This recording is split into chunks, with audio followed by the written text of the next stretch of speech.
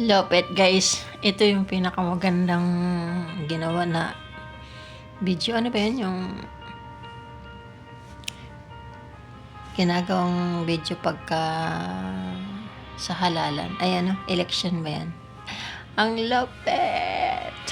Ang sino naman yung gumawa nitong AI video para kay Inday Sara. Promotion. Advance na. Kung sino yung mga friends ko dito na against kay Inday Sara sa President for 2028. Diba? Kanya-kanya tayo ng paniniwala. Kung ayaw nyo, idiwag. Hindi naman kayo pinipilit. Basta ako. Susuportahan ko yung alam kong may pusong makabayan na makakatulong sa bayan.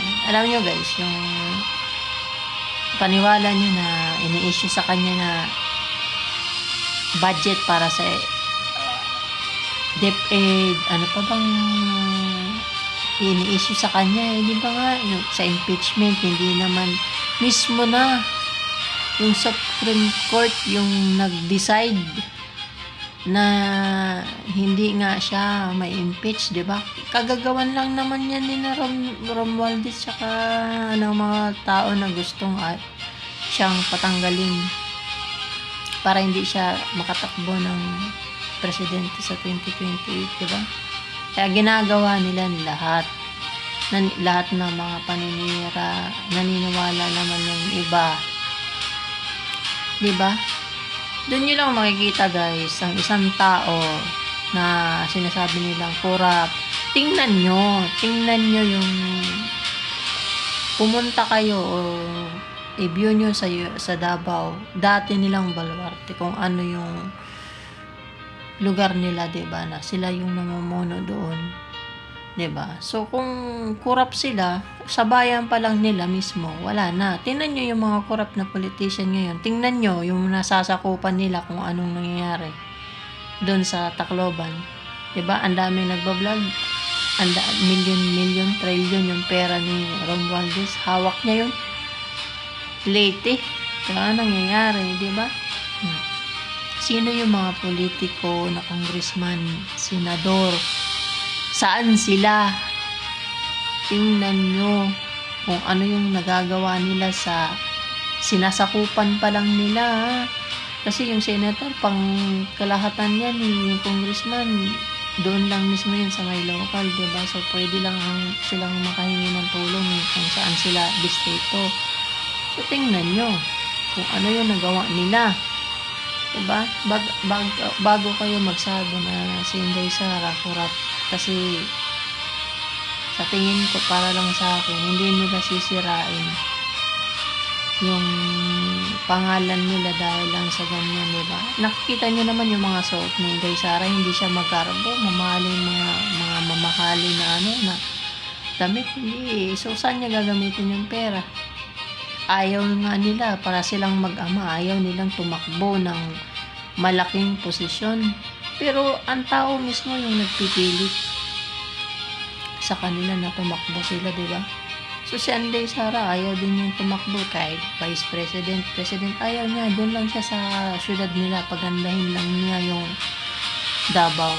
Pero ang tao mismo ang nagsabi na mag-vice ka, nakiusap mismo yung kampo ni Marcos dati na siya ang maging vice, maging unit team daw, yun pala, ganun ang gagawin nila, diba?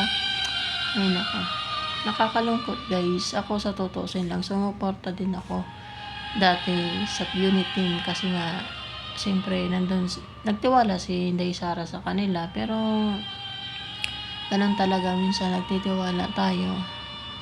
Pero hindi naman tayo perfect, hindi rin perfect si Inday Sara, nagkamali siya, namin din naman na yun, akala niya, diba?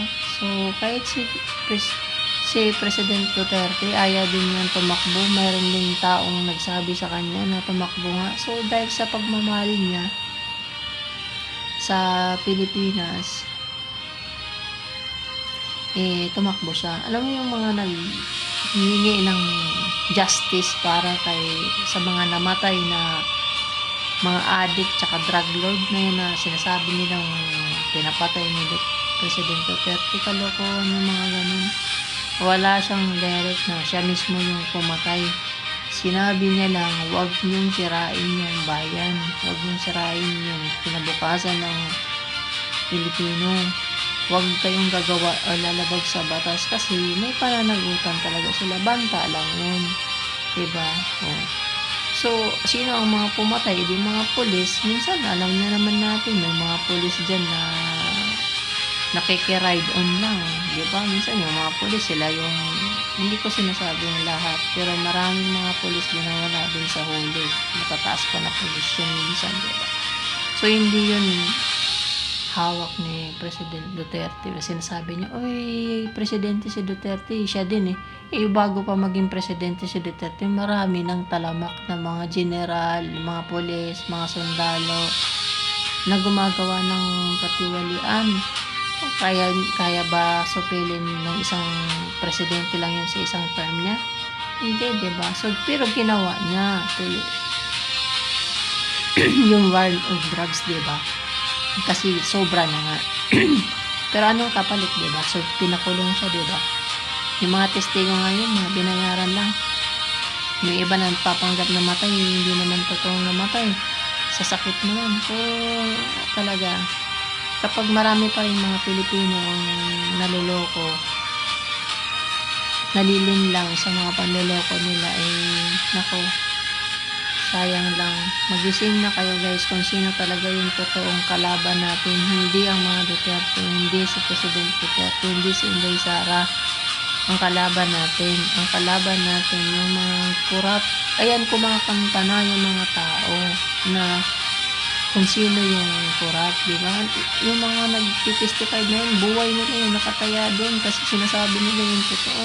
Maaari silang mapahamak sa pagsisiwalat ng katotohanan. Diba? Sinabi din mismo din yung Inday Sara kung sino yung humahawak ng pera ng bayan, 2 tao lang. Diba? Mahina kasi o weak yung leader natin kaya ganon.